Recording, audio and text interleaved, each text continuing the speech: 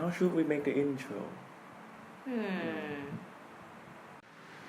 Hey, Vsauce, Michael here.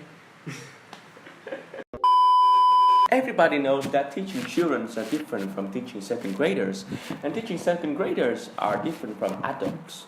So, how exactly do they differ from each other? Let's talk about it.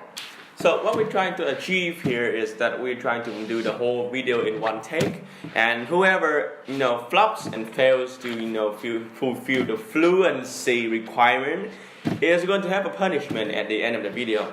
So, right off the bat, I want to talk to you about how you can deal with young children, young students, especially those in kindergarten and the primary school students.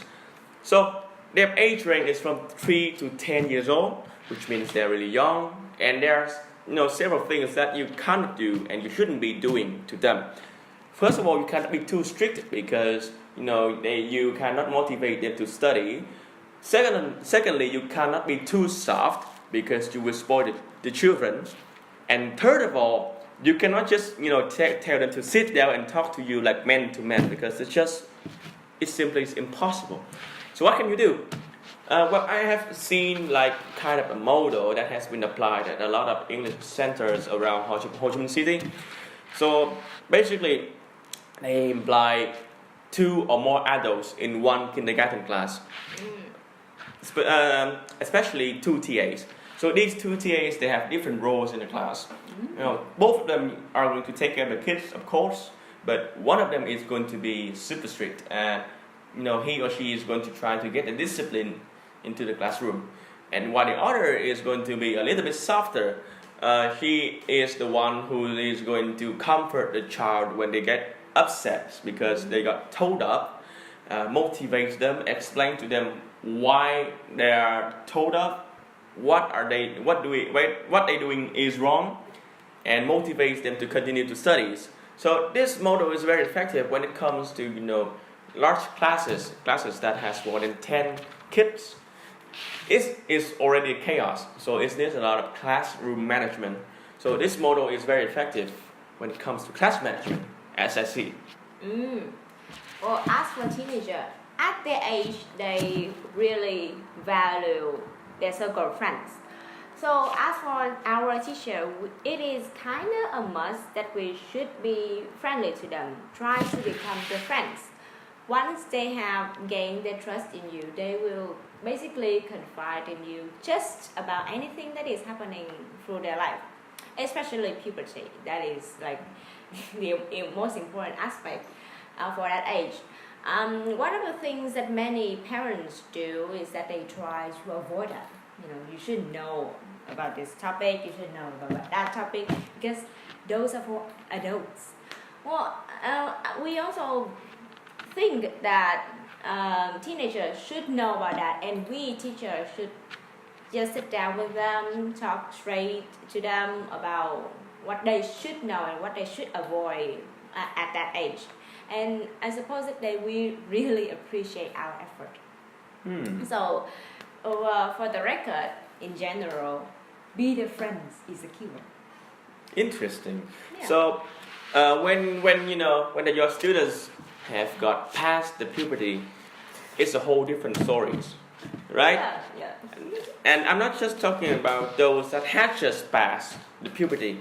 I'm talking about adults, university students, and the people who has a job. Workers, yeah. Oh, you mean worker? Oh, okay. Employees. Okay. So when you teach adults, it's a whole different stories. The adults, they are not forced to go to the classroom. For some of the younger kids, they may be put into your classroom by force because of their parents' expectation. But for adults, they come to class because they have registered themselves for the class and they want to learn new things. So they expect the teachers to have great competencies and the ability to understand their needs. Yeah. So when you teach adults, it's important to know that you cannot start a debate with a student in front of the class. Well, for example, like several days ago, one of my students asked me one of the questions that left me startled. So she asked, "Teacher, how can we ask about someone's birth order?" Ooh. So for a normal English person, they do not ask about birth order in general. So if they want to know, your birth order, they're going to use yes/no questions. For example, are you the first child? Are you the only child? Are you the youngest child? Are you the middle child? No one is going to ask you your birth order. But she insisted on me answering these questions, and I myself have to think on the spot. I cannot prepare. I cannot say, "Hold on, bro, I got you." So that's not what I did. What I did was that I gave her a questions that asked exactly what she's trying to ask. I said, well, you can ask, what is your birth order? But I also explained to her that for a normal American or English people, they are not going to use sentences like this. Yeah.